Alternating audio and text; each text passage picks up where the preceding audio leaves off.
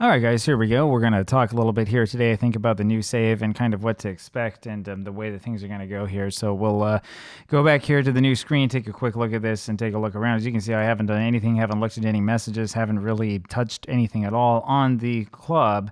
Now, I'll tell you that the first thing, this is really weird. How come he's listed as manager? It doesn't make much sense to me. The first thing that I've noticed here as we go through is that, of course, most of our players are Korean, but with a couple of exceptions. So this is where things become a little bit tricky, right? Technically speaking, in World Super League, there are no rules when it comes to the nationality of your squad. It means that you can go get players from anywhere in the world. If I wanted to, I could turn this into like an all Brazilian team or an all Argentinian team. We're not going to do that. Instead of that, we're going to try to do is we're going to try to keep this team as Korean as we possibly can. So I'm making sort of a rule for myself, which is that we have to have this team, if at all possible, at the very least 50% Korean, hopefully more than that. The other rule I'm going to make is that we want to look, when we look for new players, we're going to look in Asia, specifically in East Asia. Of course, give a priority to South Korean and North Korean players and Chinese players who are of Korean national descent. See if we find any good ones. But aside from that, we will look around, Japan, look a little bit into probably a lot of Southeast Asia, places like that, and see what we can kind of cobble together, see if we have guys who are any good or not. So we want to do that because we want to keep the character of the squad Korean as much as possible. Similarly, when we go look at our staff, they're all Korean now. We'll look to upgrade as we always do, but we want as much as possible to keep these guys Korean as much as we possibly can, and try to make sure that the staff on all levels of the B team and the under-19 team, there's no B team staff, is there? We'll try to do the best that we can to make sure that all of these are Koreans and that we don't have a whole bunch of guys from like other places in there. So I haven't really taken a look yet at the different squads that we have. And look at this, there is this problem. This problem still exists in this. I think this is a problem that comes from Football Manager itself. So there's an under-18 team and an under-19 team as well as a B team. This is kind of an issue because as we're going to see here, let's see, there's fixtures. The under-18s don't have any fixtures because there is no under-18 league. This is something I actually told Darth Furion about before. It's not a big deal.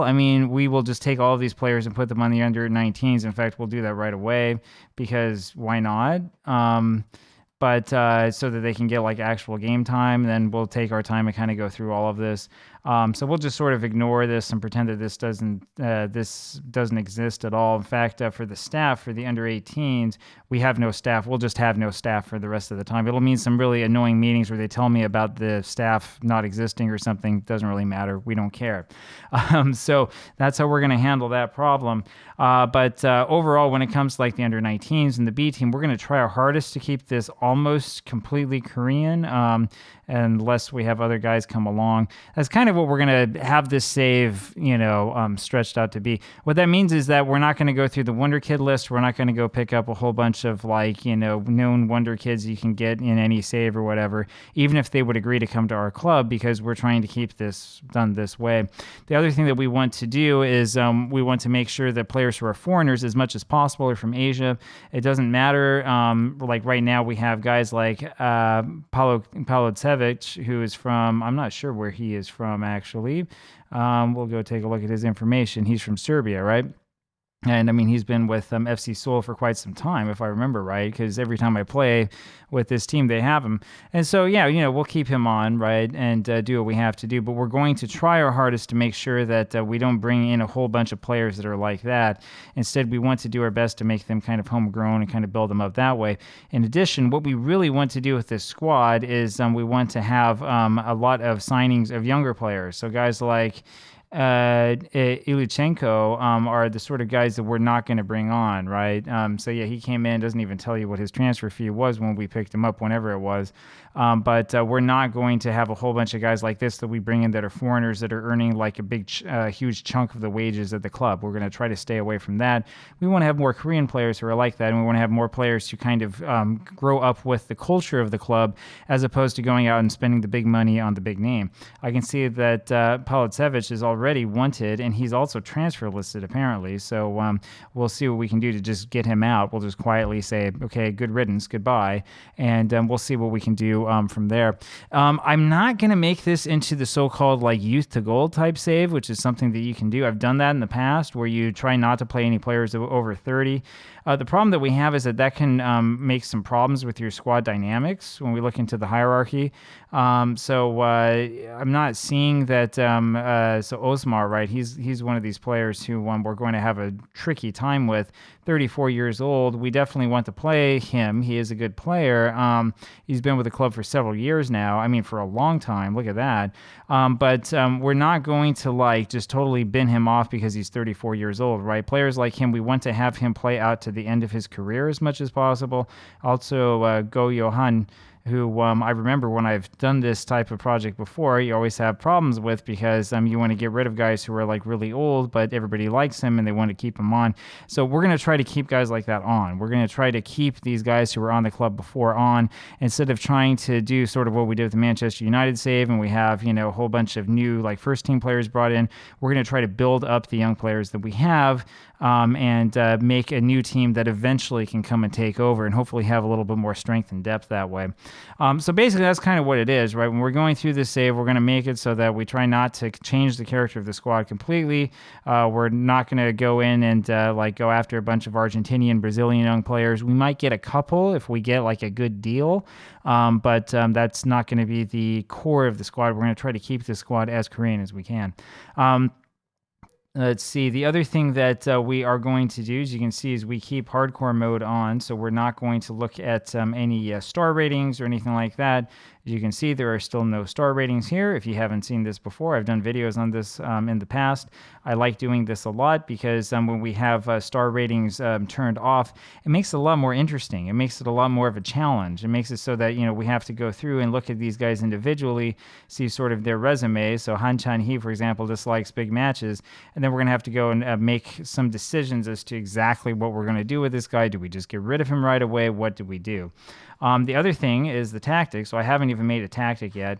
What we're going to do to make a tactic here will be another video. We're going to go through and take a look and see what kind of players we have and come up with a tactic based on that. I'm not going to copy an old tactic that we had before. I am going to take a quick look probably before I do the video and come up with some ideas for what we could do. But this is probably going to look different than the tactic we were using most recently. Going strikerless is fun. I don't know if we're going to do the same thing now, though, because we do have Yulichenko, who we just got on this team. I mean, what his contract looks like. Contract's not really that long, actually. I mean, theoretically, though his contract just started, we're not going to sell him the day that we got him. But I mean, we can take a look and see what we could do. But maybe we do have a striker here, at least at the very beginning, and decide what to do later on. Probably would only have one striker just looking at the squad. We'll figure it out. We'll go over here. We'll look at the B team. We'll see if there's some hidden talent that we can get. We'll see if there's somebody we can go sign, and we'll have some fun with this and try to make something that makes sense.